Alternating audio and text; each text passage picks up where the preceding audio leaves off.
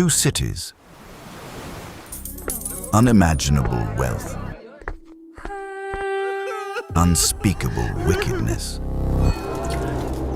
They had everything: fertile land, overflowing storehouses, 3 harvests every year. But abundance without gratitude turned sour. The poor knocked on doors and found them shut. Strangers who once found hospitality now found hostility. Every kind of wickedness found a home within those walls. And the cries of the oppressed reached heaven. Then fire fell from the sky. One man was dragged to safety. One woman looked back and paid the ultimate price. Watch until the end, because this isn't just an ancient story. It's a warning about where comfort without conscience leads. And it might be the most important lesson you hear today. If stories like this move you, hit that like button and share this video. Subscribe to Arc Films channel. It means the world to us. Let's begin. There was a time when all people spoke the same language. They gathered on a plain and said to one another, "Let us build a city with a tower that reaches the heavens. Let us make a name for ourselves." But God came down and saw their pride, and he did something no army could do. He reached into their minds and changed their tongues. The man laying bricks suddenly spoke words his brother could not understand.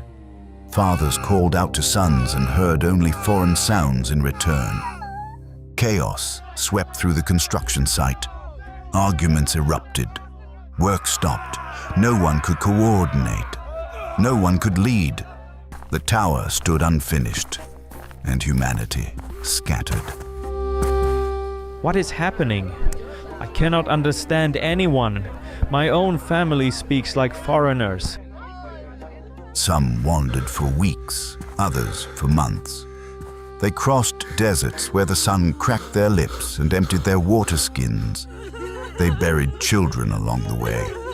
They wondered if they would ever find a place to call home again, until one group descended into a valley unlike anything they had ever seen. The Jordan Valley. Green, watered, alive. After so much death and dust, it looked like paradise. We have wandered long enough. Here, we begin again. They pitched their tents by the water. They planted their first seeds, and the ground gave back more than they had ever imagined.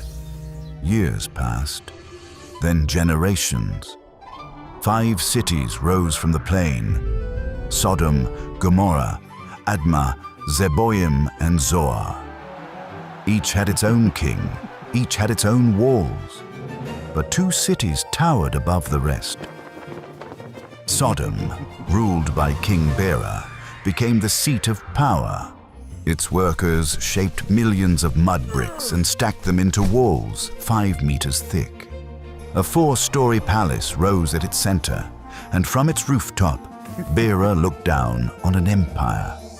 The city had something no other could boast: 2 springs inside its walls, one warm and one cold, channeling water directly into the homes.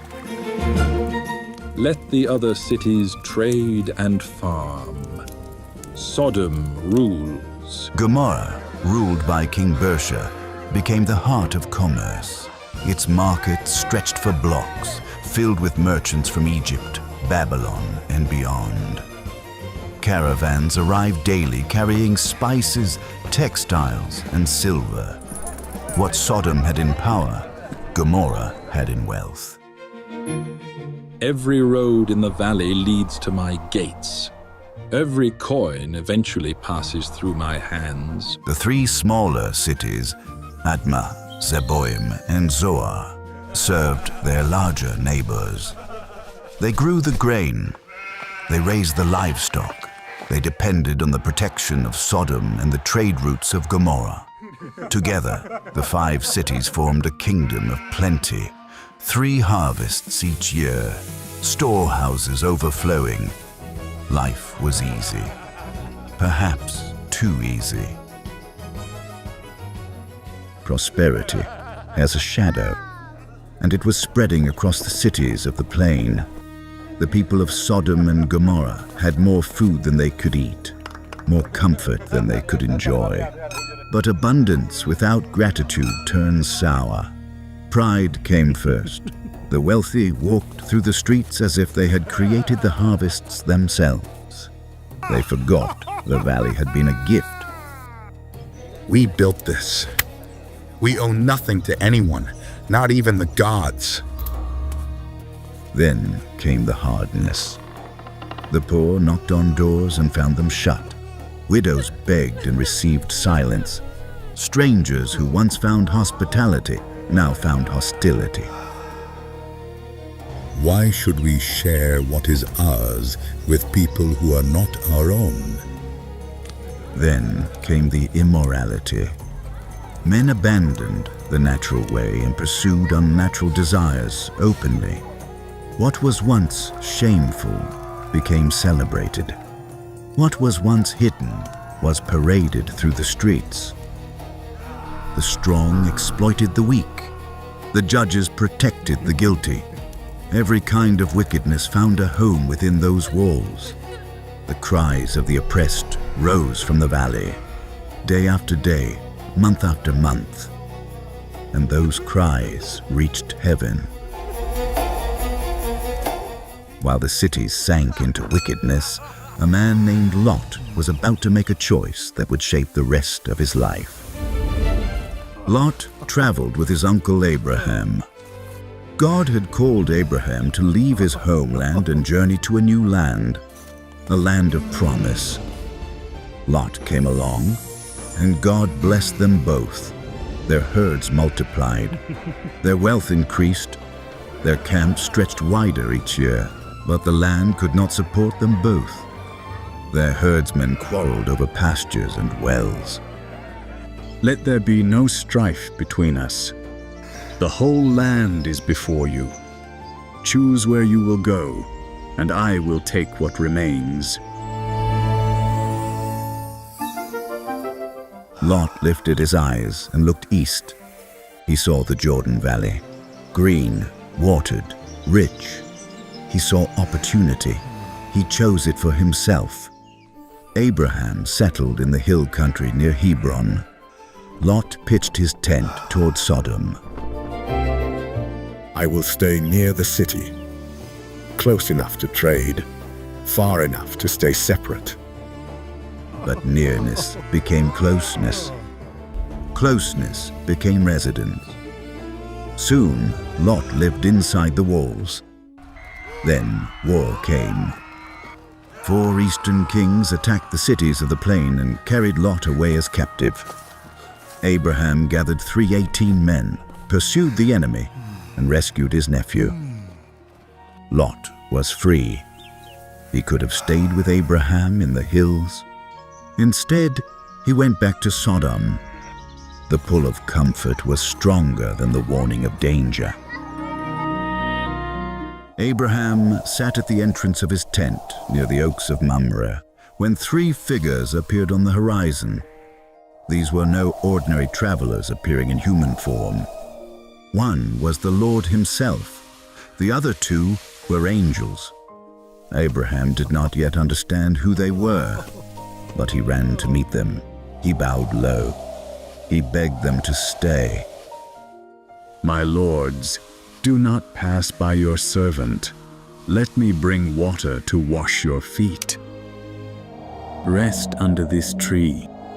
Let me prepare food for you. They agreed. Abraham rushed to Sarah. Quick, prepare bread from the finest flour. He ran to the herd and selected a tender calf. He brought curds and milk. He stood nearby while they ate, ready to serve. This was hospitality as God intended, the opposite of everything Sodom had become. Then the Lord spoke. I will return to you about this time next year, and Sarah, your wife, will have a son. Sarah, listening from inside the tent, laughed to herself. A child. She was 90 years old. Her husband was nearly 100. Impossible. Why did Sarah laugh? Is anything too hard for the Lord? Then the visitors rose and looked toward the valley, toward Sodom. The outcry against Sodom and Gomorrah is great. Their sin is very grave. I will go down and see whether they have done according to the outcry that has reached me. Abraham's heart stopped. Lot. The two angels departed toward Sodom, but Abraham remained standing before the Lord. His mind raced. Lot was in that city, Lot's wife, Lot's daughters. Would God destroy the righteous along with the wicked? Abraham stepped closer. His heart pounded. He was about to do something no man had ever done: negotiate with the Almighty. Will you sweep away the righteous with the wicked? What if there are 50 righteous people in the city? Will you destroy it and not spare it for their sake? Far be it from you. Shall not the judge of all the earth do what is just? If I find 50 righteous in Sodom, I will spare the whole place for their sake. Abraham pressed further. What about 45? God agreed. 40. Agreed. 30. Agreed. Each time Abraham expected wrath. Each time he received mercy. Please do not be angry, Lord, but let me speak once more. What if only 10 are found there? For the sake of 10, I will not destroy it. The conversation ended. The Lord departed. Abraham stood alone under the darkening sky. 10 righteous people. Surely there were 10.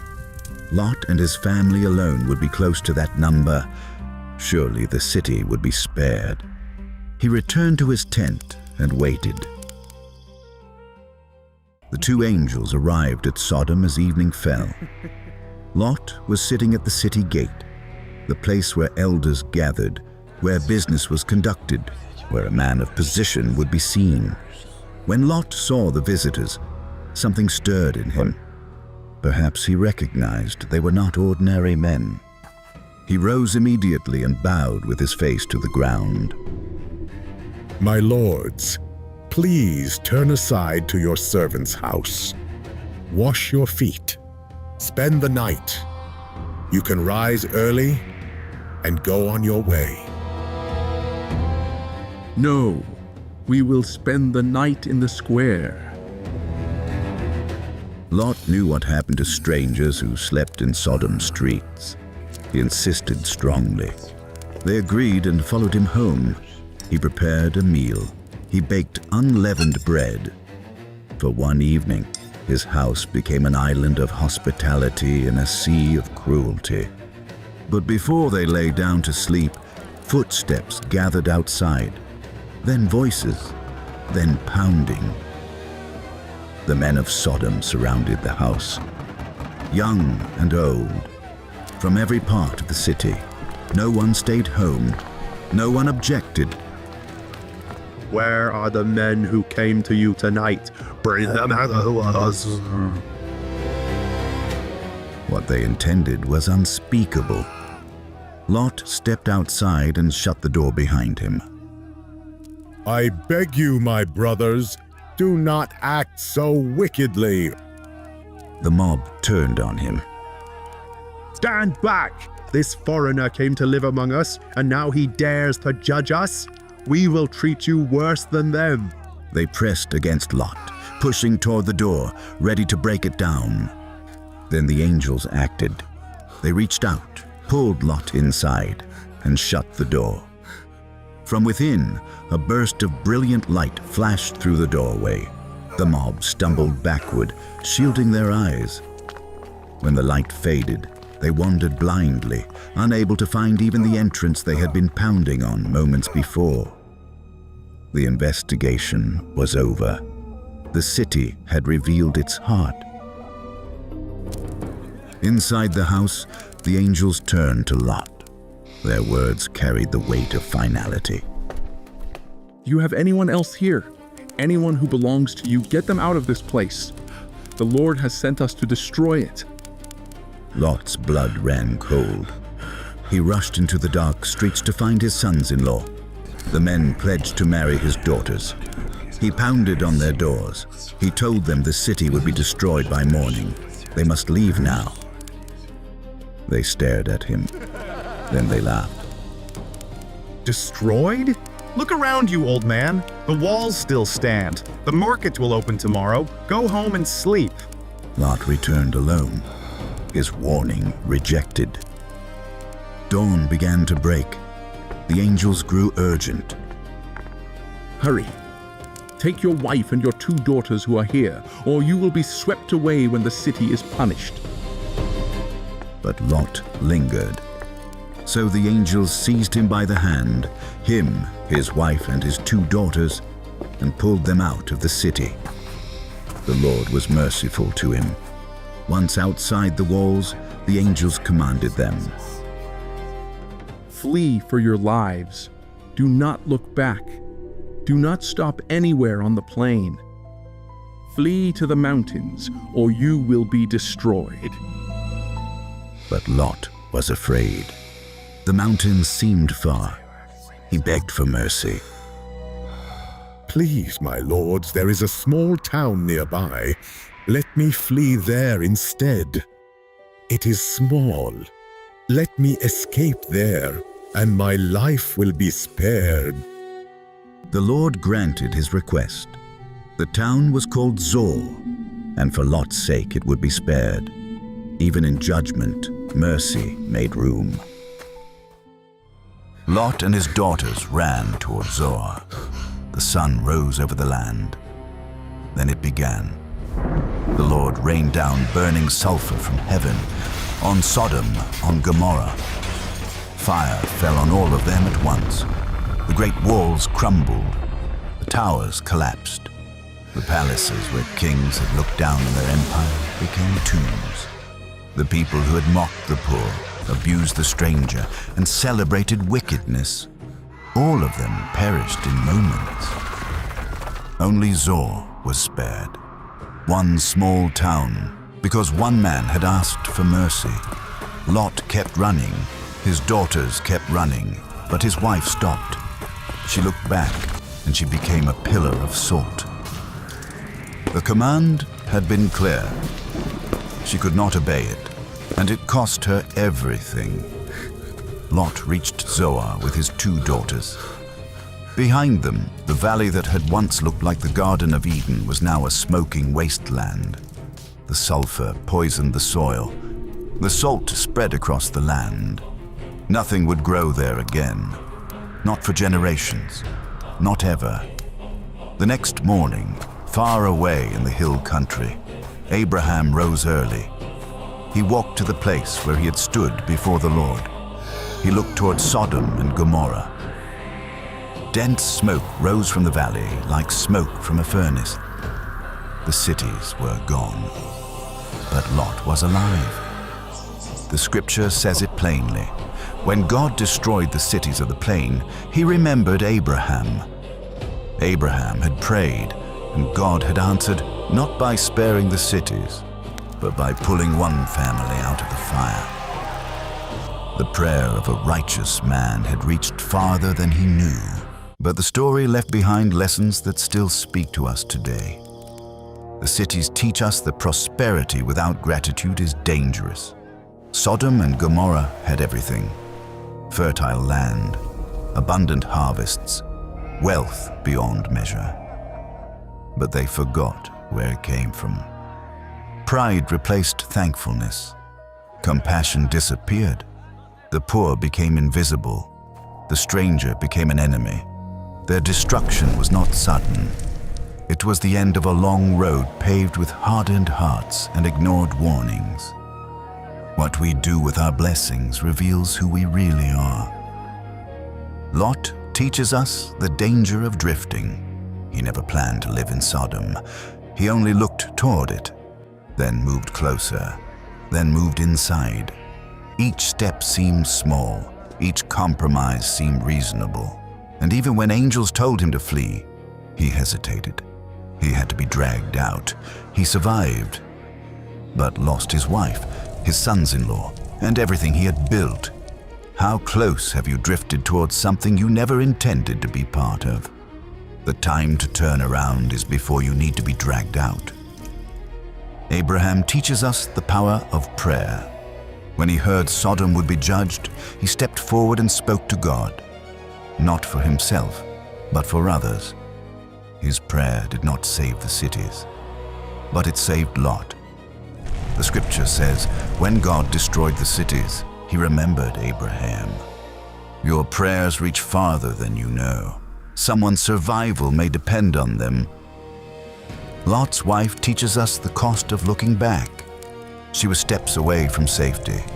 All she had to do was keep moving, but her heart was still in the city. She looked back and became a pillar of salt. When God delivers us from something, he asks us to leave it behind. A heart that cannot release the past will never fully enter the future.